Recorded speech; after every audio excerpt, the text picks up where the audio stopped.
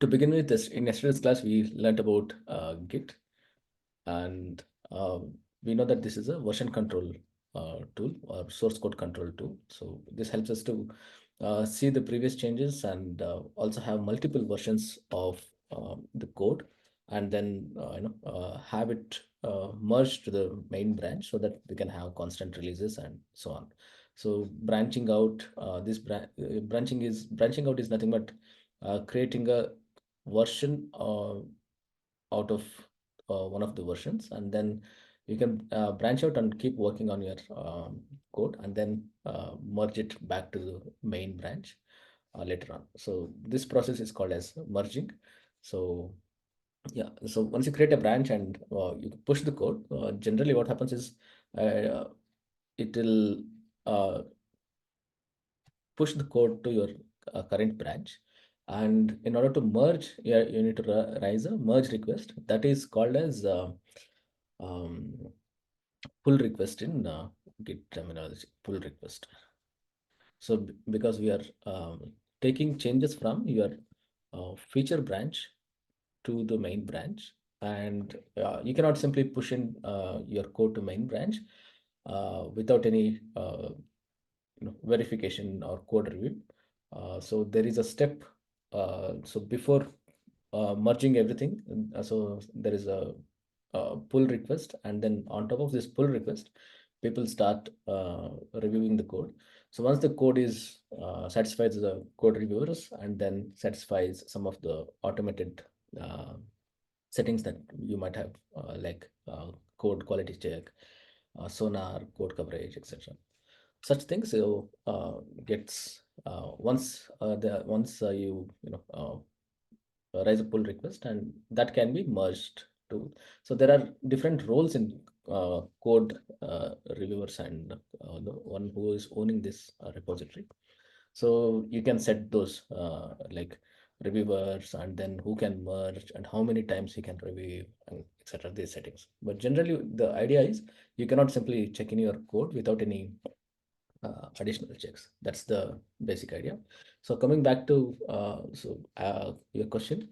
So when you try to, yeah, first thing is you need to have this Git software on your laptop. So generally Linux based systems like MacBook and say um, the Red Hat and all these Linux based systems, by default it will have Git.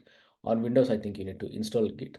So download from like internet and install Git. Once you install the Git, then you can start using the Git. So you can use to download, start with Git clone.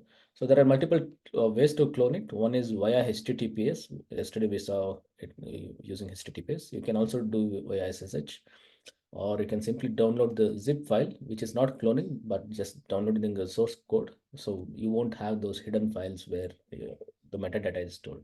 So that's the difference. Yeah. So if you are using HTTPS, you probably would require username and password, but GitHub has restricted username and password since 2021, I think. So now you need to use something called as personal tokens. So this gets expired based on your settings, like 1 month, 3 month, and so on. So yeah, you can generate the token, and you can, instead of pass when it asks for the password, you can enter this token. And sometimes what happens is when you try to check in, it says that when you're changing the branch, especially, or committing, it says that there is something called a stashing. So this actually what happens internally is in the uh, when you download the Git, and how source code gets into the main stream of code is, what you have first thing is you have local copy, and second thing, yeah, is when you commit, it is still local, but it is part of your Git chain or Git link, because you have got commit ID and things like that. So second step is you commit. Third step is where you push. So this local changes, whatever we have done here. So if you have modified, say, multiple files here, or you made changes at this point, you have just made changes, no commit, nothing. So and then you create a branch. So while creating the branch, or when you are switching the branch, Git detects that, okay, there are local changes which are not committed into this particular branch. So do you want to, either you should commit it, or you need to stash it somewhere. So that process is called as stashing. So stashing is basically, you can think of it as creating a folder and keeping a backup file, backup copy of your code. So this works like a stack. Like, you can create multiple stashes. You can have stash. You can name it like stash one, stash two, and based on your convenience, you can name it as you want. And then you can also, once you change back to the branch, or you can just apply stash anywhere you want. Basically, you're copying from a folder, and then you're trying to merge your local code to wherever you have switched the branch, or coming back and getting that, restoring the backup. So that is what is called as a stashing. So yeah, this you can just think of it as a backup. So backing up your code locally without committing. So within these three steps, first step is like local changes. That is where your stash is coming to picture. Sometimes because Git doesn't automatically uh, commit, because you need to tell, because you could have 10 files that is modified. Maybe you want only 2 files to be committed. Maybe other 8 files are still in, still baking. So that is the reason that there is local copy, and then there is commit, and then you push it. So did I answer your question?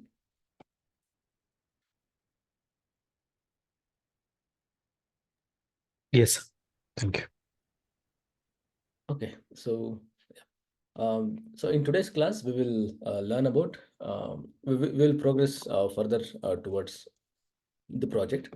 So our project, as you know, is a subscriber service where we are trying to get news, weather, and movie recommendation, and then we are sending a mail or notify the user. So that's our project. So while doing this project, we are learning things. For example, yesterday we learned about Git. Today we will try to create a subscriber list. For example, I created the subscribers.csv just using our email IDs, like Sachin, Danya, Simha, Rashmi, and all of these people. So I have your email IDs, and I have just created comma separated values, heading email, comma name, which is nothing but a table, right? So this is, since we are not using any registration form, so let us just assume that this is a post registration data that I have got. Okay, so from here, what we can do is we can push it to database, and then proceed further in the for the project. So yeah, so how do we create the table, and how do we instantiate that database? How do we work with database? And these things we'll cover in today's session. So to start with, let us understand what is a database. So I'll start from bare minimum requirements. So when you talk about database, right? So why there is database in the first place? So because we humans are uh, can organize data in such a way that there is a relationship between one attribute and another attribute. For example, we were talking about car. So what are the attributes in the car, right? Like, for example, it could be tire, it could be all the parts of the steering, and so on. And then there are values for this. So attributes have their own values, and we can store these values in a tabular format. So say tire, say number of tires, and then you can store it, steering type, and so on. So in our case, is wherein we have subscribers, we have email, and we have name. Just a simple one. So just to understand how the database works.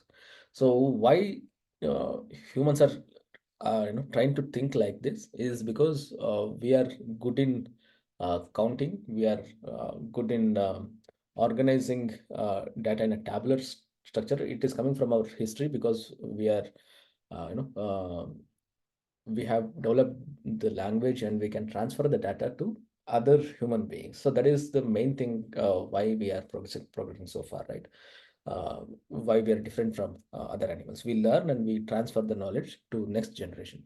So in this during this process, there is something called as bookkeeping that we are doing from many years.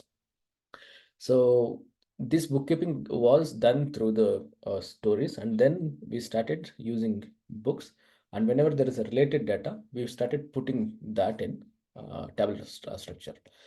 So like astronomical data and whatever, like okay, on Monday, what are you eating, and Monday, Tuesday, Friday, etc. These are all a tabular structure, which we use naturally, and we have some relationship between, like, what are you doing on Monday? Like, I'm going to class. So that relationship is already there.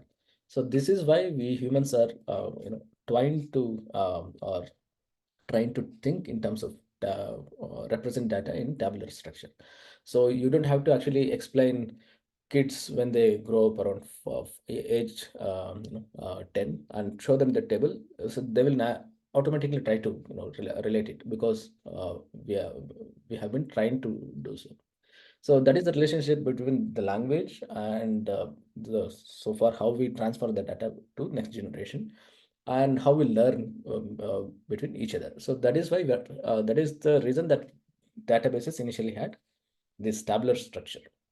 It is coming from the bookkeeping. And then people thought that, okay, so now I have a table. So how do I reduce the number of tables? So yeah, if you want to have, in fact, you can design entire project in one single table saying that email, name, and then what is your subscription frequency, and what are you going to subscribe, what sort of news, everything you can store in one single table, but table will have multiple entries and it will grow long. So how do you make sure that we optimize the data and reduce duplication? We split data into smaller tables and establish relationship between those tables. So this relationship uh, establishing process is nothing but here entity relationships. So database, when we talk about now there are there are multiple classes of databases. So one of the classes is like this tabular structure we spoke about. There is also a database, or there are also versions of databases where you do not have entity relationship sort of a relationship. You have tree like structure, like like we did in JSON, right? So these are also one of the data types. So sorry, databases. So if you split into two parts, one is like these are called relational databases, and other is called now we have okay in the relational databases, we query the database using a language called as structured query language, which is called as SQL or SQL.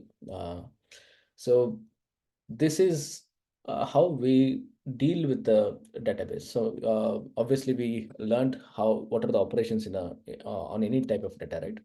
So one is read data, write data, and then remove the data or delete the data. So write has two things. One is fresh record, another is to update something.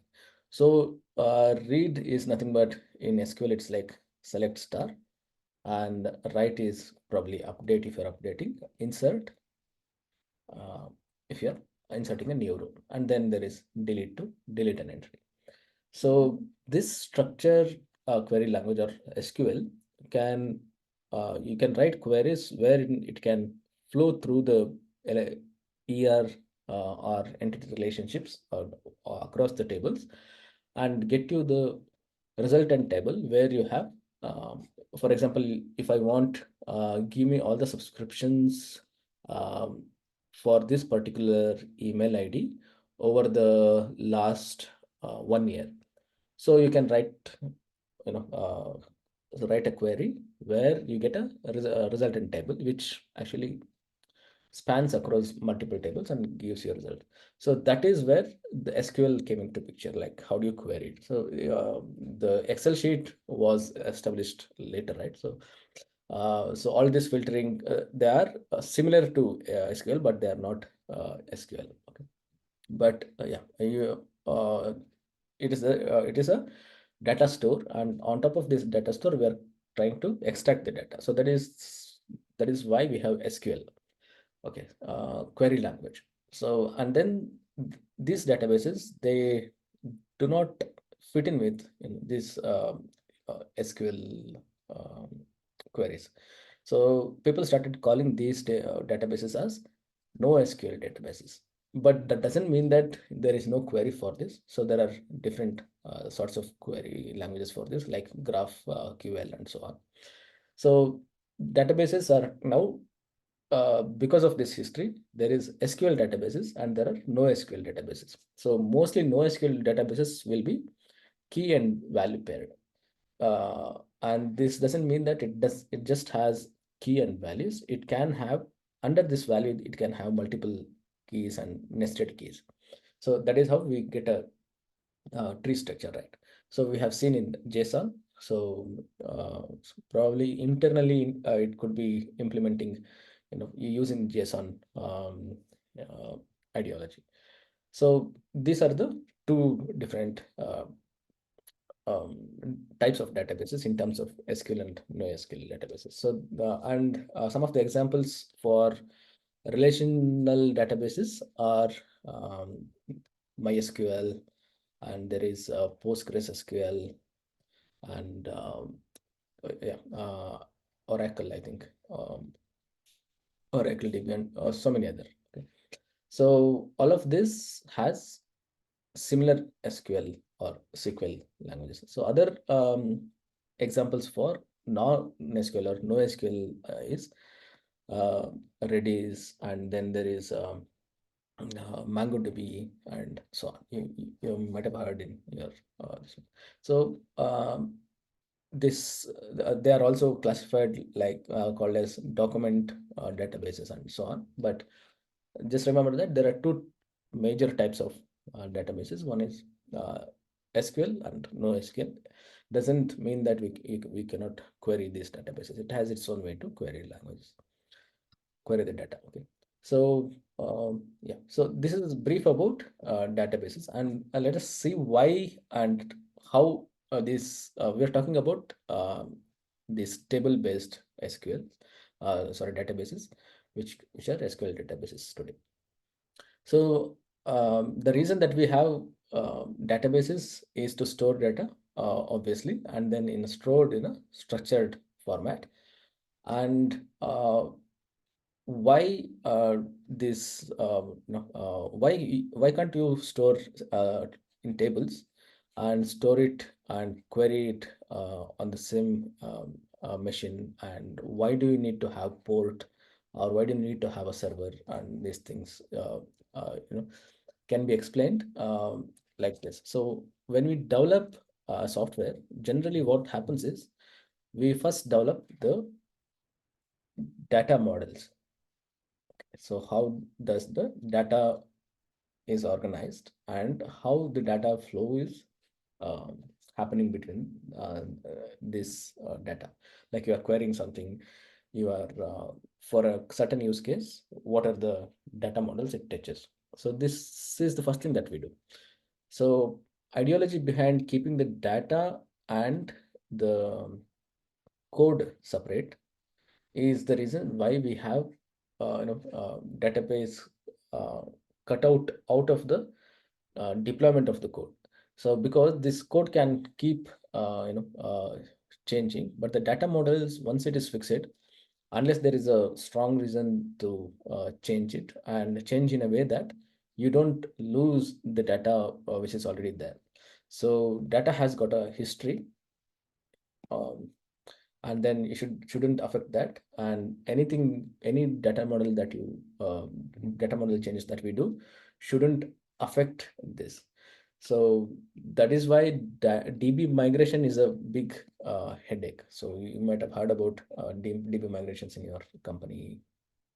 So what happens is, when you're trying to migrate, there are so many attributes, and you change, say for example, email ID. Email ID is a string. So probably you create a new data type called as email, and you want to change from string or varchar to a new data type called as email and now. So the challenges are, if you change this, what are the things that I need to take care? So what if there is no email ID? So because here it is just a string. What if it's invalid email ID? What if it contains extra characters? All these things comes into here. So if your database contains some invalid email IDs, for example, I have opened up for registration, and people have just typed in wrongly, intentionally or unintentionally, some random characters here. If there is no data validation, I have accepted here. So but during the data migration, DB migration, which is like a next level or next version of this email ID attribute, so here it gets failed. So what, in this case, what you need to do for the data associated with this, right? This email ID is not existing in a complete isolation, because this is also associated with his, say, user other contact details and his history of things and other data. So what happens to that particular data? So that's a big question. So that is the reason that data model should not be changed so frequently that it breaks the data inside that. So in and that is one philosophy. Second philosophy is that today we could be writing programs in Python. Tomorrow maybe people can write in Rust, and our data should be language agnostic, in the sense that there should be no relationship between the code and the data in terms of implementation. So it is just the data there, and it is the code which controls this data. So that is why we in software, you might have heard, or this is how we develop things. Like base model is MVC, which is like model, and there is view, and there is controller. Controller is usually the code which controls these views. Views are written on top of these models. For example, we have database. The view could be something like, you know, say admin. So admin could be only few people in the list, right? So that is one of the views. So how do you control using code is from this layer. So generally, this is how we sort of separate the code and the database. So it is called as MVC. This is an architecture. So model, which is about database, view is about um, use cases or data flow, and C is usually the controller, which is the code that we write. Okay, so that is the reason that we separate uh, um, the database in terms of development, in terms of deployment, and in terms of management as well. So you don't need to be a database expert to write a code, right? You can write code with little knowledge, and the database guys, admin guys, don't have to be expert in code. They might not even know what's in the code. So that is how the separation comes into picture. So now, how do you deploy the database to separate it out? One thing is, obviously you can create a file, database file, and you can query it. There is no harm in it. So what happens when you move to different system? In the sense that what happens when you separate the data in the deployment for some security purpose. I can move the data into one server. I can call it as database server, and I can move the code into different server, which is like code server or something like that. So why this is separated is because one simple reason called as redundancy. And redundancy is basically if this server goes down, if server which is serving the code goes down, what happens to data? So data should be secured. So now the question is, even this can go down.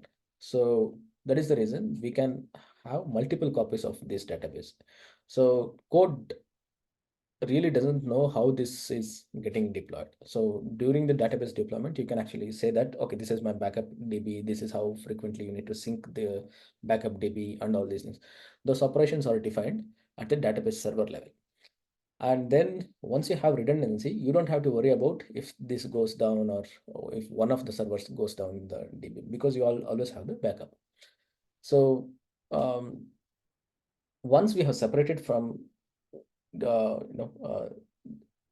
code server to the database server, now the challenge is how do you access this data across the code, or somebody else, for example, not just the code, DB admins also can from various different places, they can log into this database server, and they can do the querying, DB admin um, stuff. And there could be other people as well. Maybe there is somebody who is building a dashboard, who write some queries and develop dashboard. So some sort of I think it's called now it's called observability or something like that. So whether the health check is fine and stuff like that. Okay. So there are multiple consumers for this database. So that is the reason we host it on a server. So when we call it as hosting, now obviously at a network level, so you need to open up a port. So there is this data, there is a file which is having data, and there should be someone who is taking the queries in and doing something here. So this is the server process. So, and there is a port here.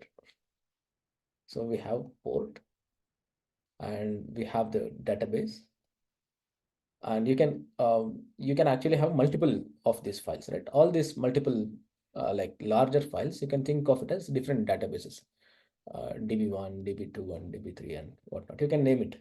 So we have port. We are trying to now narrow it down to what could be the attributes of the databases. One is port, because it's running on a remote server. Second thing is DB name, and obviously we should have some sort of security, that is authentication and authorization to this database. So that is the reason we require username and password. So some databases have different ways, but let us just keep it for user and password. So this helps us to allow only particular users to operate on databases. So there can be different roles and so on, but generally the bare minimum things is port, database name, and user and password. So once we have this, so you can log into this database server. So we saw that the internet is hosted on like HTTPS, right? Underlying protocols are like TCP and IP and so on. This at this level there are bits, just signals. So this is an application protocol. So similarly, this database have got their own protocols, and then basically it's on TCP port. Okay. So you don't need HTTPS in database because it's an overhead, because we are not serving through HTTPS, right? Because you can uh, directly operate on TCP packets here. So that is the reason you have a port which is at a TCP. You know a difference between TCP and IP, right? TCP has some acknowledgement. You send a packet and packet is acknowledged. So there is a it's a network concept, but generally it's used for assured communication. So there is a acknowledgement. It's like post office, you send that acknowledgement card as well, right? So it's like that. So that's about the database, its deployment, and the related port. And so while connecting to a database, you need these bare minimum things. So what is the relationship between your code and the DB now? Because DB could be from any company like Oracle, and it could be open source softwares like MySQL, Postgres, and so on. There are many databases, right? Uh, so these are like vendors. And code, when you write code to connect to this, so this is happening on bare minimum TCP port, right? So you should be able to parse that data, and it should be able to send request and receive responses. So this part is done by some glue software called as drivers. So if you install database, so generally what happens is you'll end up with a you know terminal like this. For example, yesterday I installed Postgres on a MacBook, and you need to log into your Postgres database, and um, then you can create database and create table. So I have created database, and then this is one of the ways to create table. So this is at the data modeling level. So now we have created, in fact, you can do it via code as well. But generally what we do is we have a deployment file or a basic file where we have, these are the tables and these are the attributes. We create database and tables in one shot because it doesn't happen very frequently. We keep it in a configuration file and then reuse it. So this is how the database look, terminal or the control over the database is happening from here. But however, so if you are a database, not a database expert, what happens is you need some sort of visual cues, right? So there are tools which can help us to look at the database, like DB Weaver and so many other tools. So SQL Developer is one of them. So you can use them, and you can send the query, and you can look at the table like just like Excel sheets. Okay. But those are just the drivers or tools built on top of these databases. But databases underlying thing is just it's a binary data, and you cannot actually open that file without these drivers. So that is the reason you require glue code between your code and the DB. Something is gluing here. So these are nothing but the libraries in Python context, libraries, which this is the reason you need these libraries to um, uh, operate on top of this database. Okay. So let us just try to um, realize whatever we studied in so far. So I have got a snippet yesterday. So let me. So yeah, while developing, you can create one file where you can try out small snippets of code. So okay, so now we understood what is a database, and these are the bare minimum things that you require to connect to a database. And this currently it is hosted on localhost on the same computer. So how you can see whether the database is running or not? Generally, it is using services and Linux services, but yeah, you can also see using PS something like this ls, and you can search like this, and then on Linux you can do let's stat hyphen pl and grep for Postgres.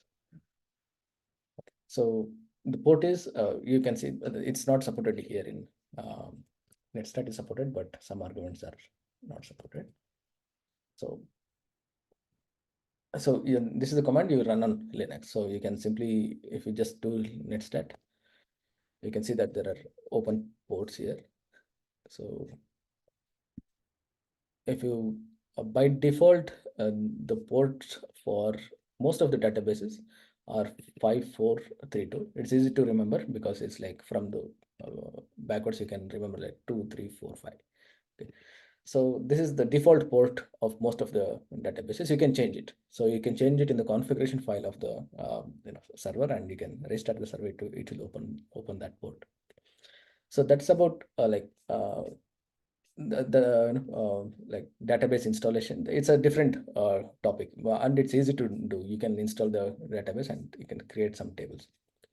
So how we connect to the via code, how do we manage is something which we are trying to focus. So these are the configuration that I have got, and this is the library which I have installed using pip install.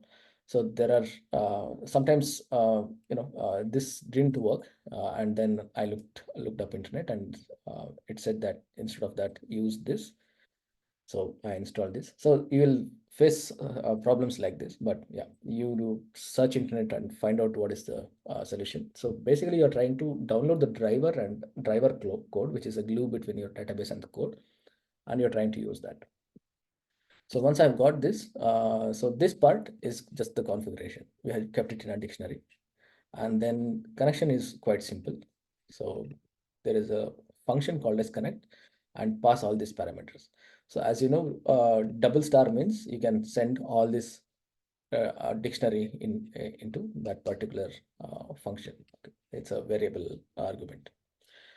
And once you have you have this connection, what happens in database works like this. There is something called as cursor in database. So when we since it's like just like an Excel sheet, when you open the Excel sheet, so your cursor or the mouse might probably starts at the first row in the first column, which is like 0, 0th position if you think in terms of two-dimensional array. So this is a file, and we are just initialized and connected, and there is the connection, and you got a handle for this. It's like blinking cursor where you can actually do the operations. So just connecting is just opening the connection, which is nothing but connecting to this particular port. So you have established the connection. So then getting cursor is to operate on this data. And why do you need a cursor is simply because we are shooting SQL commands using that cursor. So cursor is the one who handles this SQL. Its cursor is nothing but a file descriptor or a file pointer. We studied in previous class. When we open the file, what we get is not the entire file, right? We just get the pointer to that file. So exactly same thing in the database terminology. It's called as cursor. And then you execute some SQL command and you get the result. So fetch one is basically does the header of fetching, and yeah, it tells that this is connected. So this is what we are doing in the code. We are just connecting to the database and initializing the cursor, and we are just printing it here. Okay, so that is how we are realizing that in code. So once you have this, we have kept these lines of code in try and except block because things could go wrong here. There is suspicious code that you might not be able to connect to this. Probably your password is incorrect, or port is incorrect, or maybe database is down, or somebody has moved the database, or anything like that. So there are several reasons where we couldn't connect to the database. So that is why we keep it in a safe zone or under the watch. So that under the watch code is nothing but this try and except block that we looked at, right? So under this try, we have this code. So this is just like probably 2 or 3 lines of code. So, but separated with this, it looks bigger. And let us try to execute this and see what happens. Let me execute this. Yeah, it just got executed. Now it just prints whatever we are printing here. So it tells that connected to Postgres database and so on, so on, and so on. Okay. So this is how you cannot connect to database. Now you have got a handle, or we learned a way to connect to the database. That's all. So it's a basic understanding of how the database is deployed, why we have port, why we have username and password, and it is hosted somewhere. You are trying to connect it. In order to connect, you cannot simply connect. You need a driver. That driver is nothing but for this particular Postgres SQL, it is PSY scope G, something like that. So Postgres driver. Okay. So you don't have to remember any of this. You can, the idea is you remember the concept, what is a database and what it requires, and rest everything is same for different databases. And then what Python also has does is there is also something called as SQL Alchemy, where idea is you might be dealing with multiple databases, or you could be databases could change. For example, if company wants to move from Postgres SQL to MySQL, or some enterprise version or something like that, you don't have to change the queries, underlying queries, and you don't need to change the code as well. So there is a abstract layer built on top of these queries. Instead of shooting raw queries, you can also shoot like functions, like get all entries and so on. So that library is called as SQL Alchemy. You can read about it, but yeah, there is a way to do that. And if you're using frameworks like Django, Django has an abstraction layer called as ORM, which is Object Relationship Mapping or something like that. So which does the same thing. So that people who are not coming from database background don't have to do this SQL queries. So you don't really need these SQL queries, or you don't have to remember it. But for small queries, like select and get some data, and generate some reports, so SQL is pretty handy. For a bigger project where there is quite a lot of data flow between the components, you can use these ORM frameworks like SQL Alchemy, Django, and so on. Okay. So that's about the abstraction. So once we have this, now let us get back to our project here. We have got, this is our input, and let us try to add this um, you know into our database. Okay, so just go back here. Um, we have news, whether, okay, we don't have users, I guess. We can create a subscriber.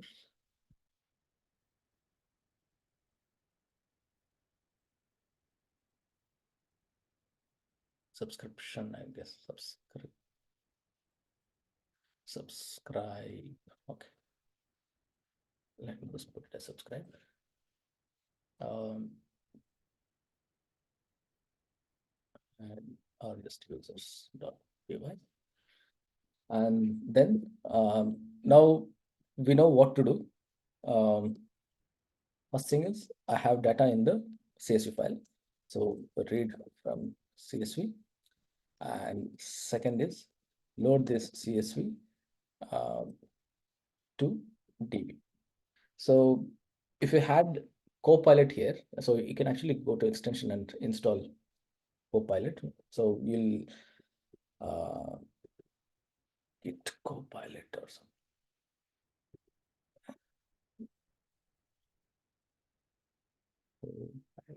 Yeah. So this one. So and there are different Copilots, but yeah, if you just start writing these comments, it will automatically add the code snippets. So it's actually first month it's free, and then it's chargeable, but it is quite useful. Okay, so now you have organized the data in your head, that you have a mental model of things. So now I need to convert this into database. So that is what we are trying to do here. Okay, so we are also study. You can do it row by row, like loop through this, read this file, CSV file, and then do it row by row. That's a way of doing. Raw way is read CSV line by line and insert rows using raw SQL. So you can do this, or simply you can use pandas and convert CSV to DB. So we understood how pandas works. It is based on the data frames, right? Data frames are nothing but it's again a tabular structural data where each row is a sequence or series of it's called series in pandas. So you have series and then it is in a 2D array, which is nothing but you can imagine it's like a Excel sheet, right? So you can simply do this. So this is what you need to do, and simply go to you don't have to remember I'll just bring out this particular tab here. Go to Chat GPT and do not hesitate to use this, because if you do not use it, somebody else will get ahead by using this. Okay, so now right, the challenge is to ask the right thing, right? You can say that convert CSV into DB using pandas. Yeah, this gives us like some snippet, and you can use that snippet.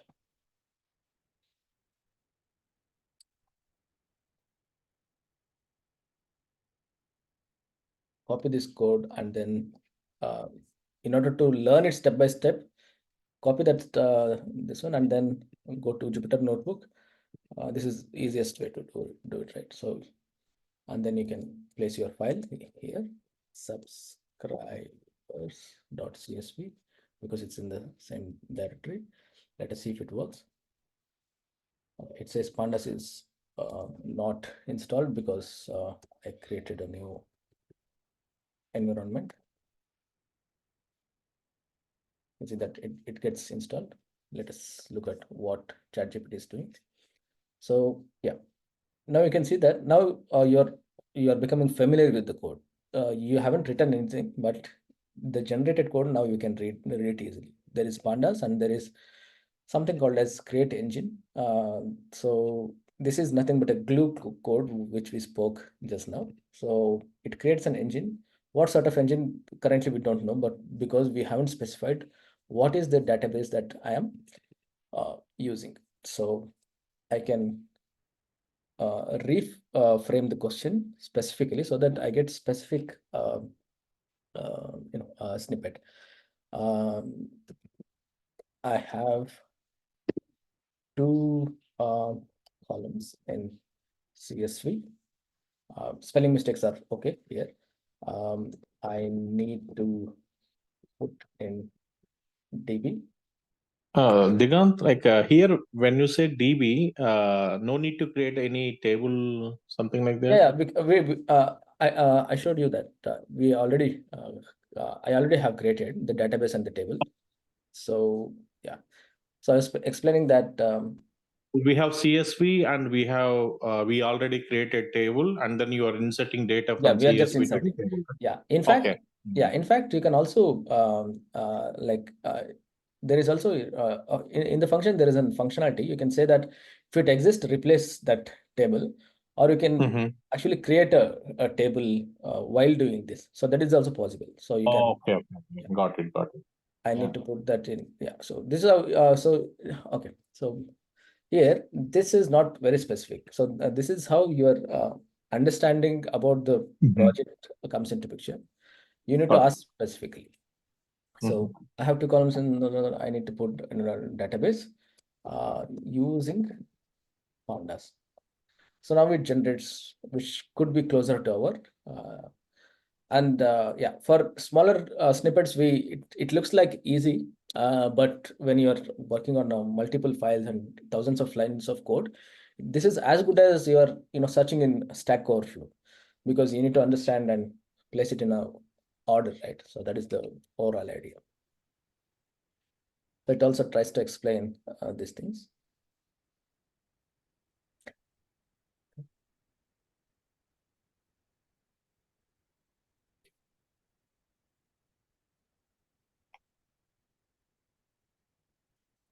Let us try to copy this and try this snippet. Let's see if this is done.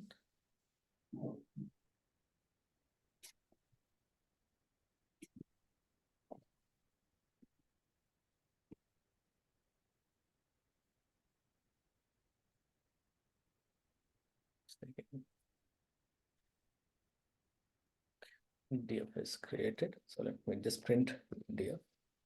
I think even DF will do. Yeah, you can see that now we have imported CSV into data frame. Okay, so which means that okay, now you got a confidence that stepwise, okay, and CSV is converted to data frame. Data frame, once you have in data frame, you can convert to anything. So it's like, in fact, you can write your own code to directly to CSV to SQL, but don't do it because there are, unless it is you're constrained to use your own code, right? So let us just copy the code which is generated from ChatGPT. I'll copy this and put it here.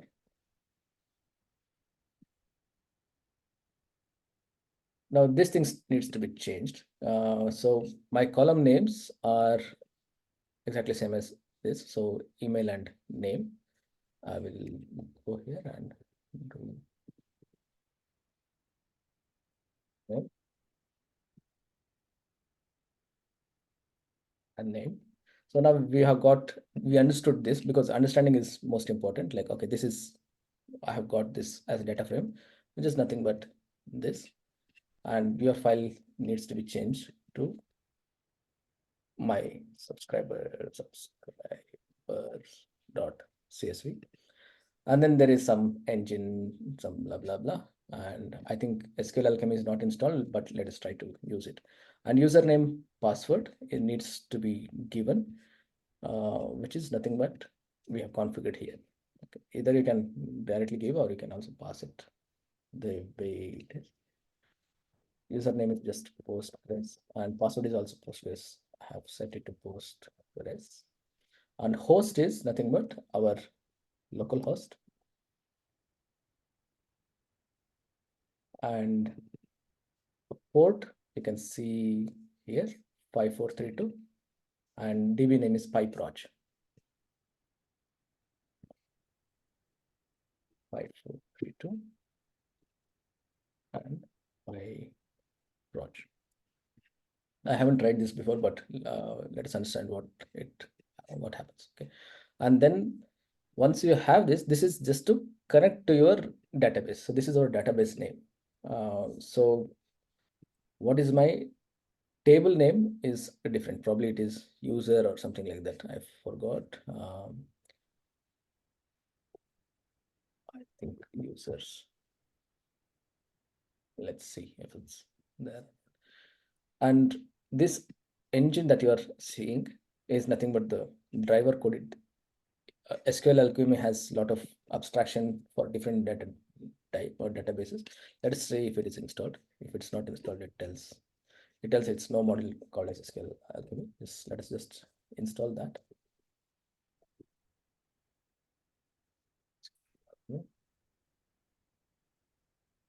And then try again. Now, yeah, it is successfully written, but how do we cross check it, right? So how do we read it? So in fact, you can go to database and read it, but we don't need to do that. Let us simply do this, add a snippet code here. And you don't have to remember anything, and you shouldn't remember things. So read from Postgres SQL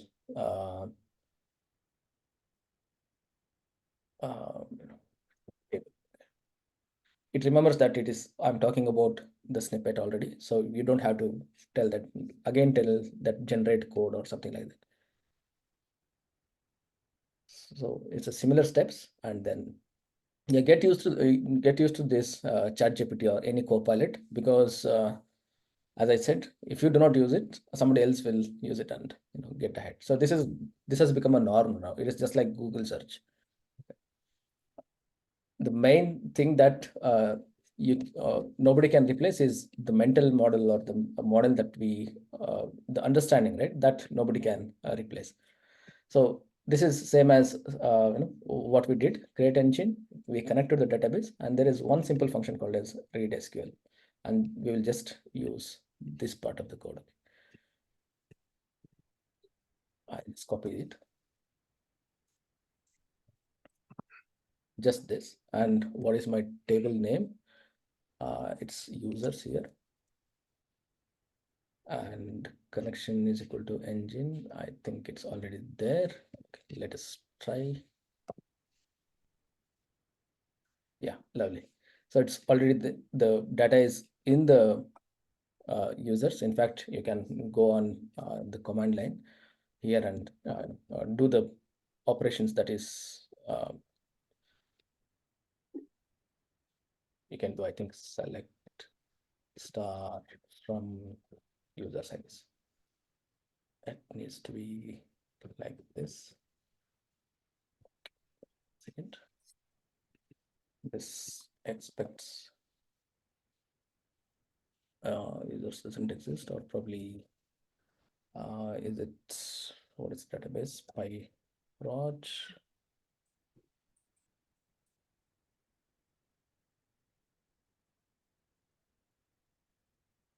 There is some command, but you don't have to be database experts. That is what I'm saying. See, for a developer, this is you'll have to look up. So you can actually look up like Postgres SQL read from a table. So you can go there and select that. Yeah. Okay, you have to initialize your table name. That is what needs to be done here. So like, let us take table. What was the table name again? Is it users? Sorry, not users.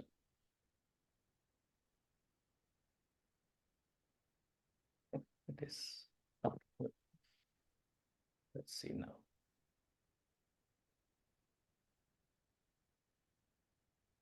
Okay, something like that. But yeah, you don't have to remember that. But yeah, you can see there as well. Maybe it is inside the database or somewhere. But yeah, you don't need to know the internal workings of the database. So this is, if you understand how the data is stored in database and using pandas or SQL Alchemy, you can simply extract and write into database. And database guys, they can actually write the queries and fetch this data and so on. So I'll figure out how to do it on the Postgres. But yeah, you don't have to remember that, or you don't have to do that while writing the code, because you're focusing on writing the code. So this is about how you connect to the database and writing the database and why database is there. Now, even if this code is not there, I can simply use this database somewhere else and use it for something else. So that is one of the use, right? So you have data in a table and you can make use of them. That is the reason we have databases, and it is one of the important things to deal with, because one of the things that we do in the beginning of the software is like remember MVC, model design, and then the views and the controller. So what we are doing here is the controller part, and views are basically based on the flows you create different views like admin view, user view, and so on. So Digant, have a question. Sure, yeah. I mean, this is like you kind of bulk uploaded the subscribers list, right? Right. But in a real time, it could be any Yeah. application, right? Real time, yes. you have to talk to the database and write. So how do you? Yeah, it's the same thing. If you're using data pandas, you create a data frame and then just insert the rows, because those are just common Okay. values. Or in fact, if you are not using pandas, you can directly, in fact, nothing is stopping you to write your own code like this. Like you can get data in, say, in a tuple or a dictionary, parse it in a dictionary, and say key and values or user or email ID, something like that. Email, and you can loop through this, and for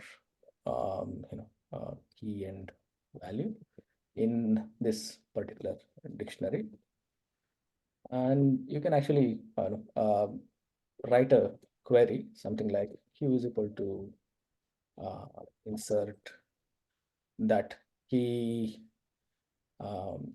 whatever the query is, like to some, there is some format, right? Insert into something like that. I haven't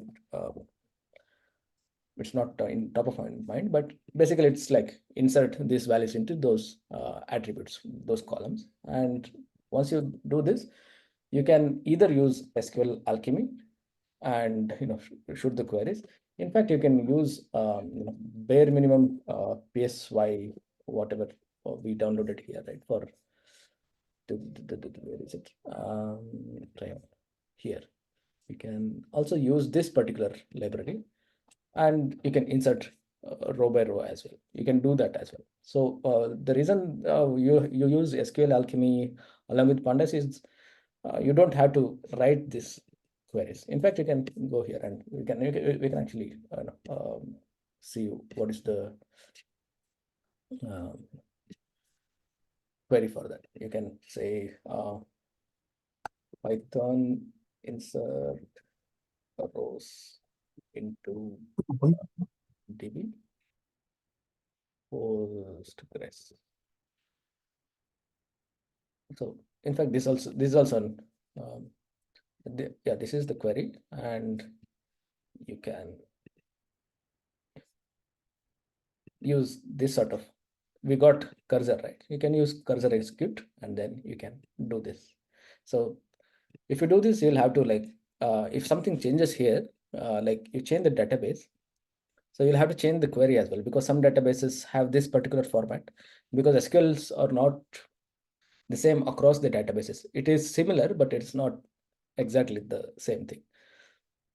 So you'll have to change these queries. That is why we build an abstraction on top of it, which is nothing but SQL Alchemy. So SQL Alchemy just gives the handle to insert and do things. Pandas, it is a library where you can use this SQL Alchemy. In fact, you can use directly SQL Alchemy. So this is how you do it. And using Postgres bare minimum, this driver. You can also use Python SQL Alchemy insert rows Postgres. So SQL Alchemy is like a wrapper around all the databases. You can use like this. So basic idea of SQL Alchemy is it creates an engine which is nothing but an object. And we need to tell what sort of database it is. This is how we tell what sort of database it is. And then, yeah, you can either write these queries yourself and pass it to SQL Alchemy library, or you can use database, sorry, pandas directly. So this is just an abstraction. So here there is no queries involved. So in fact, there is queries here. You can also just do the function calling through SQL Alchemy, and you don't have to like change. Say if is the you change from Postgres to MySQL, you don't have to change the queries, because this insert into this format is SQL Alchemy takes care of normalizing it to different databases underneath. So you don't have to remember or change the code. So that's what SQL Alchemy does. Or else the bare minimum, these things we can do without SQL Alchemy. This is what not this. Cursor and execute. You can get the cursor and then execute it here. We have got the cursor here, and just like this execute, you can use insert in that loop and then keep shooting those rows. So that becomes your without any pandas. So did I answer your question? Yes. Thank you. Yeah. So remember that don't write your own code. That age is going away. Do not like start typing that. Generate the code, put it here, read the code, analyze it, change the configuration, and run it. So that is how you need to. That is the mode of the way that that is the mode that we are all getting used to. Yeah. Sooner you are get adapted to that, it's better. Okay. Yeah, that's it for today's class. It's about database connections. Tomorrow we'll learn something else. Okay, thank you for staying. We short over a little bit. Thank you. Thanks. Yeah. Thanks, Digant. Yeah. This one is interesting. Yeah. Thank you. Yeah, thank you. Yeah.